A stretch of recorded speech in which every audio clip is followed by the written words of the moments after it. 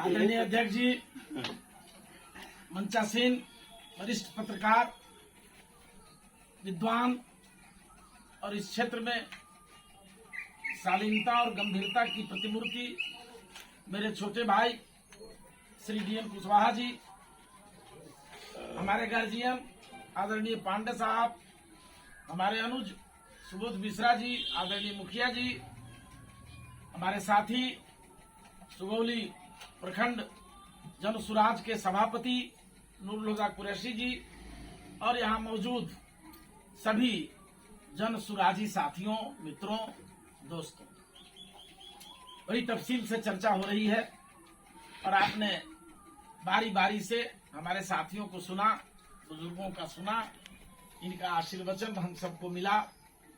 हृदय से इन सब के प्रति मेरा साधुवाद। और आप सब इतनी भीषण गर्मी में भी अपने गांव से चलकर यहाँ तक पहुंचे, इसके लिए भी आपके प्रति जन सुराज की ओर से आभार और साधुवाद। मैं ज्यादा वक्त न लेते हुए विषय पर आपसे बात करना चाहता हूं। ये क्यों हम लोग बैठे हैं, ये सवाल आपके मन में आया होगा। आदरणीय प्रशांत किशोर जी का निर्देशन आया कि जन सुराज अभियान के रूप में गांव-गांव जाया जाए, लोगों से मिला जाए और जन सुराज के कॉन्सेप्ट को, जन सुराज की अवधारणा को, उसकी परिकल्पना को आप तक पहुंचाया जाए, आपसे साझा किया जाए और फिर आपके माध्यम से इसका विस्तार मिल सके, इसे विस्तारित किया जा सके।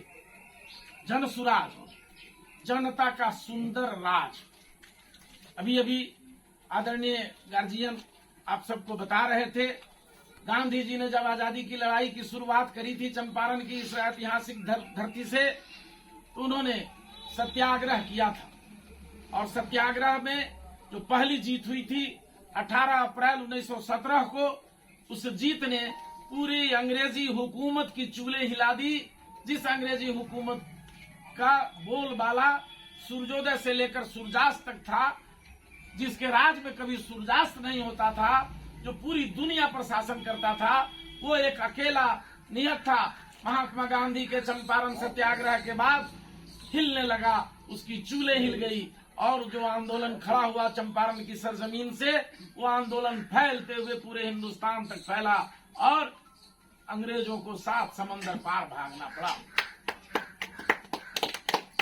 गांधी जी अकेले चले थे, तनहा चले थे और हमारे पूर्वजों को, हमारे पिता बाबा सरीखे लोगों को संकलित किया था, संगठित किया था, जिसमें हिंदू, मुसलमान, किसान, मजदूर सब को उन्होंने लामबंद किया था और अंग्रेजों के खिलाफ बिगुल फूंका था। ये चंपारण की वही ऐतिहासिक धरती है जहां भितिहरवा में उन्होंने आश्रम खोलकर अपनी पत्नी कस्तूरबा गांधी को वहां तैनात किया था, ताकि लोगों को जागरूक किया जा सके, शिक्षित बनाया जा सके और उसे आजादी का मतलब समझाया जा सके। जब प्रशांत किशोर जी महान राजनीतिक रणनीतिकार हैं, कुशल चुनावी प्रबंधक हैं और इसके पहले वो अफ्रीका में संयुक्त राष्ट्र संघ में उन्होंने अपनी सेवाएं दी हैं। वो इंग्लैंड में अपनी सेवाएं दी उन्होंने, अमेरिका में अपनी सेवाएं दी और फिर अफ्रीका में भी जाकर समाज का काम किया उस बैनर के तले। और वहां से जब भारत लौटे तो उनके मिजाज में ये राजनीतिक रणनीतिकार बनने का स्वप्न आया और उन्होंने राजनीति में रणनीति के निर्माता बने। पहली बार, तीसरी बार जब वो गुजरात में नरेंद्र भाई मोदी मुख्यमंत्री बने थे, उसको मुख्यमंत्री बनाने में प्रशांत किशोर जी ने अपनी भूमिका बनाई थी, उनके कंधे पर हाथ रखा था, तब वो लगातार तीसरी बार मुख्यमंत्री बने थे। उसके बाद जब हिंदुस्तान में प्रधानमंत्री बनने की बात आई, जब नरेंद्र भाई मोदी जी को लीडर बनाया गया, तो प्रशांत किशोर जी ने ये बीड़ा उठाया और हर हर मोदी, घर घर मोदी का नारा आपने सुना था। ये नारा प्रशांत किशोर जी की देन है और नरेंद्र भाई मोदी की हुकूमत दिल्ली में काबिज हुई। ये उनकी काबिलियत है कि जब 2015 में महागठबंधन बनाया नीतीश कुमार, लालू यादव और कांग्रेस के का तालमेल कराकर उन्होंने एक फिर से नीतीश कुमार की रहनुमाई में बिहार में एक सरकार बनवाई। लेकिन इन सरकारों के बनाने और इनके बदलने से हमारी और आपकी तस्वीर और तकदीर नहीं बदली। जब प्रशांत किशोर जी ने यह महसूस किया कि हमने भारत के दर्जनों राज्यों में केजरीवाल की सरकार, ममता बनर्जी की सरकार, तमिलनाडु में सरकार, कई सरकारें उन्होंने बनाई, और जब देखा, उन्होंने महसूस किया सरकारें तो बदली जा रही हैं, सरकारें बनाई बिगाड़ी जा रही हैं, लेकिन जनता वहीं की वहीं है। जनता की तकदीर और तस्वीर में कोई परिवर्तन नहीं हो रहा है। उसकी भूखमरी, उसकी फटेहाली बदस्तूर जारी है। इसलिए उन्होंने ये फैसला लिया कि अब मैं चुनावी रणनीतिकार का काम नहीं करूंगा, चुनावी प्रबंधक का काम नहीं करूंगा और किसी को नेता बनाने का काम नहीं करूंगा। ये अब काम बिहार को बदलने, बिहार की तस्वीर को परिवर्तित करने का काम मैं करूंगा और बिहारियों को संगठित करके, बिहार के लोगों को जगा करके इसमें से नेता बनाऊंगा, इसी में से मुख्यमंत्री पैदा करूंगा। तो चाणक्य की तरह धनानंद को पराजित कर, ध्वस्त कर, एक नए चंद्रगुप्त की तलाश करने चंपारण की धरती से निकला और आज बिहार में घूम रहे हैं। महात्मा गांधी की जयंती 2 अक्टूबर के अवसर पर भितिहरवा आश्रम से उन्होंने पदयात्रा की शुरुआत करी और बिहार की तकदीर और तस्वीर बदलने का जो संकल्प उन्होंने लिया, वहां से चंपारण की धरती पर पूर्वी चंपारण, पश्चिमी चंपारण को घूमते हुए गोपालगंज, शिवहर, गोपालगंज, सिवान, छपरा और गणतंत्र की धरती वैशाली से गुजरते हुए वो आज समस्तीपुर में पहुंच चुके हैं। अभी तक उन्होंने 2100 किलोमीटर की पदयात्रा, 2200 किलोमीटर की पदयात्रा पूरी कर ली है। ये अच्छा संजोग था। 1150 किलोमीटर उसमें मेरा भी योगदान रहा। मैं उनके साथ इन तमाम जिलों में घूमता रहा हूं। मैं सीवान से लौट के यहाँ भेजा गया। अब जन सुराज, जनता का सुंदर राज, ये कब बनेगा? ये तब बनेगा जब हम आप अपने अधिकार के लिए तैयार होंगे, अपने आप के लिए तैयार होंगे, अपने बच्चों के तस्वीर और तकदीर बदलने के लिए तैयार होंगे, उसके मुस्तकबिल के लिए तैयार होंगे, तब जाकर के बिहार बदलेगा।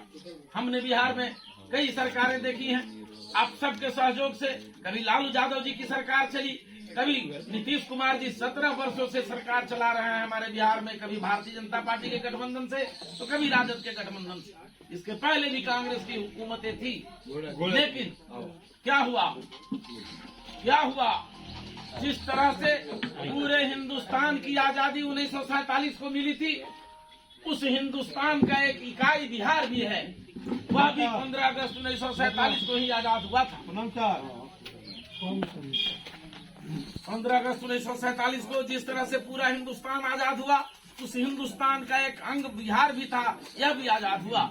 लेकिन पंजाब कहां से कहां चला गया, गुजरात कहां से कहां चला गया, कलकत्ता और महाराष्ट्र की हालत आपसे छुपी हुई नहीं है। दिल्ली आपके देश की राजधानी है। चारों तरफ बड़े पैमाने पर कल कारखाने स्थापित किए गए, उद्योगों का विस्तार हुआ। लेकिन आखिर क्यों, क्या वजह रही? बिहार के लोगों ने क्या कसूर किया था? बिहार में उद्योगों की कोई स्थिति नहीं है, कहीं उद्योग नहीं बनाए गए, कहीं विकास का काम नहीं किया गया। सड़क बना देना, नाला बना देना, ये विकास के फॉर्मूले में नहीं आता। विकास तो तब माना जाता जब रामगढ़वा में कोई फैक्ट्री खुली हो। आप बताएं, 15 और 15 30 बरस एक ही परिवार के हाथ में आपने शासन दिया है। इन 30 वर्षों में आपके 30 काम हमको गिना दें, कोई व्यक्ति जो उन्होंने बहुत महत्वपूर्ण और उल्लेखनीय काम किया हो, जिससे 10 को 20 को 50 को लोगों को रोजगार मिल गया। जो आदमी काम नहीं कर रहा है, फिर भी आप किसी के नाम पर वोट देना ज्यादा हुई, गलती कर लेते, कहते फलाना के सरकार बनाना है।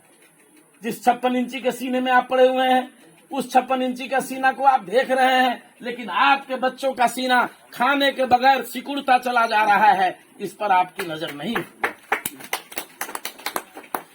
इसलिए साथियों, मैं समय ज्यादा नहीं गंवाना चाहता हूं, लेकिन आपसे अपील करना चाहता हूं। उस प्रशांत भारत बिहार का वह पहला बेटा है जिसने महात्मा गांधी के बाद पहली बार इतनी बड़ी पदयात्रा का संकल्प लिया है। महात्मा का आपको जानकर मैं इतिहास की बात बताना चाहता हूँ। दांडी पद यात्रा जो महात्मा गांधी ने शुरू की थी, मात्र वह पद यात्रा 450 किलोमीटर की थी, लेकिन भारत के और दुनिया के इतिहास में ये पहला आदमी प्रशांत किशोर है जो अभी तक 2200 किलोमीटर की यात्रा पूरी कर चुका है। दुनिया में ये पहला शख्सियत है जो इतना पद यात्रा करने वाला, कभी साइकिल पर नहीं चढ़ा, लगातार पद यात्रा कर रहा है। किसके लिए कर रहा है? आपके लिए कर रहा है, आपको जगाने के लिए कर रहा है। उनको क्या कमी है? वो हजारों करोड़ के कारोबारी रहे हैं, हजारों हजार करोड़ वो कमाते रहे हैं, कमाए हैं। उनको तो कोई चिंता नहीं थी, वो बराबर हवाई जहाज पर उड़ने वाले आदमी हैं। लेकिन वो क्यों आए? अपनी अमीरी को छोड़कर गरीबी का झोला उठाया और गांधी बनकर के आपके बीच दर दर की ठोकर खा रहा है, दर दर की खाक छान रहा है। क्यों?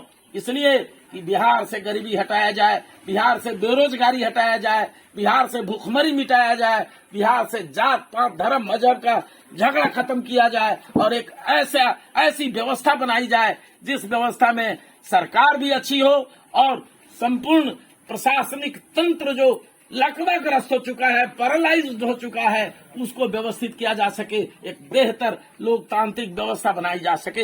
ये तब संभव है जब सही लोग, सही सोच और सामूहिक प्रयास से इस काम को किया जाए। यही प्रशांत किशोर जी का आह्वान है। जब तक आप नहीं सुधरेंगे, एक व्यक्ति के सुधरने से ही पूरी दुनिया सुधर सकती है। हर व्यक्ति अगर निर्णय ले ले कि हम गलती नहीं करेंगे, हम सही पर रहेंगे, तो पूरी दुनिया में सही का बोलबाला आ जाएगा। पूरे बिहार को बदलना है। ये बदलना तब है जब आप बदलिएगा, आप तय करिएगा, आप अपने पांव पर खड़ा होइएगा और अपने बच्चों के लिए स्वार्थ